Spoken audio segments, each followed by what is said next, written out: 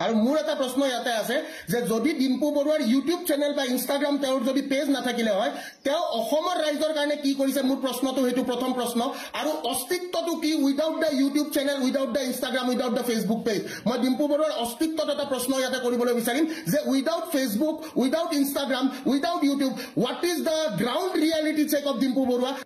Last এটা কথা এটা মই এড কৰিব বিচাৰিছো ইয়াতে ডিম্পু বৰুৱাই কিছুদিন আগতে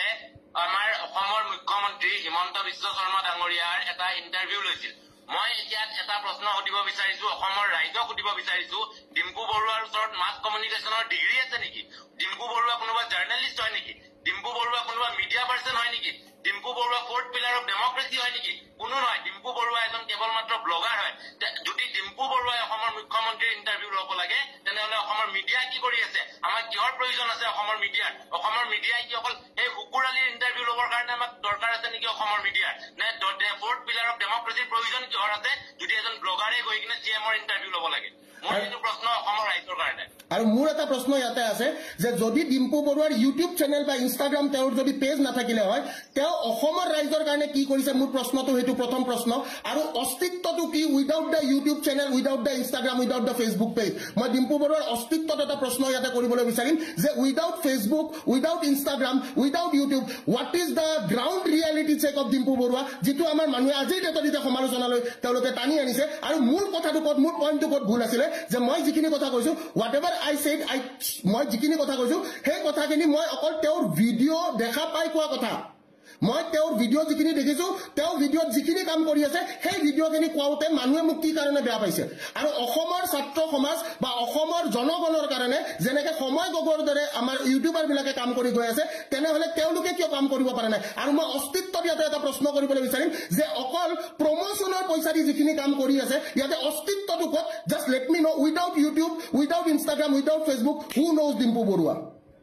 মই এটা কথা কৈ আছো আজি আমি সাৰিস্কা নেশ্যনেল পাৰ্কৰ কথা জানো সাৰিস্কা নেশ্যনেল পাৰ্ক যোনটো আমাৰ ৰাজস্থানত আছে সাৰিস্কা নেশ্যনেল পাৰ্কত যেতিয়া মাইনিং চলিছিলে তেতিয়া তাতে গোটেই কমিউনিটিটোৱে মাইনিং ৰখাবৰ কাৰণে তাতে তেওঁলোকে দেহে কেহে লাগিছিলে আজি এনেকুৱা কিছুমান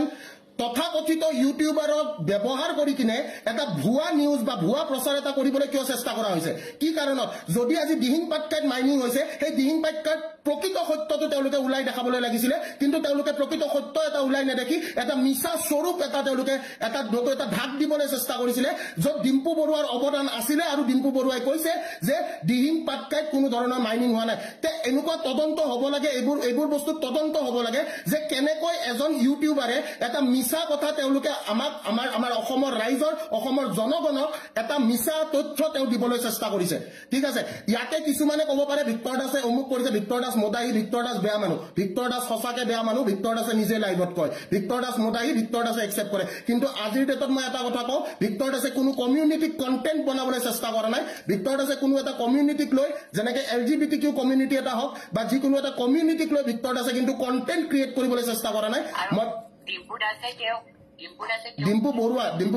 ডিম্পু বৰুৱা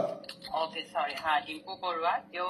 पिछड़ा कम्युनिटी टोटली ঠাট্টা কৰে তো বহুত বেয়া ঠাট্টা কৰিছে তো হাৰিছে আৰু প্লাস তেওঁ যদি ইমান ভিডিঅ'টো ধুনীয়াকৈ বনাইছিলে সেইটো ভিডিঅ' তো তেওঁ এটা কাম কৰক তেওঁ যিকে যদি তেওঁ ট্ৰান্সলেট দেখা পাইছিলে তাত তেওঁ ক্ষমতা আছে এজন জব দিবৰ কাৰণে Exactly. মই ইয়াতে ক'ব বিচাৰিম যে কি যোনখিনি একদম ৰাইট পইণ্টত কথা কৈছে ইয়াতে সুমনে যে যদি আপুনি ট্ৰান্সজেন্ডাৰ খিনিৰ প্ৰতি আপোনাৰ ইমানে দৰদ তেনেহ'লে আপুনি এটা কাম কৰক আপোনাৰতো হিমন্ত বিশ্ব শৰ্মাৰ লগত খুবেই ভাল আমি যিহেতু দেখিছো কাৰণ আপুনি গৈ কিনে তাতে আপুনি কি কৰিছে আপুনি তাতে যায় আপুনি আৰামছে তাতে বঢ়িয়াকে এটা ভিডিঅ' পডকাষ্ট এটা কৰিছে আপুনি এটা কাম কৰক আপুনি ট্ৰান্সজেন্ডাৰ কমিউনিটিৰ কাৰণে আমাৰ মাননীয় মুখ্যমন্ত্ৰী হিমন্ত বিশ্ব শৰ্মা ডাঙৰীয়াই কি কৰি আছে সেইখিনি বস্তু আমাক দেখাই দিয়ক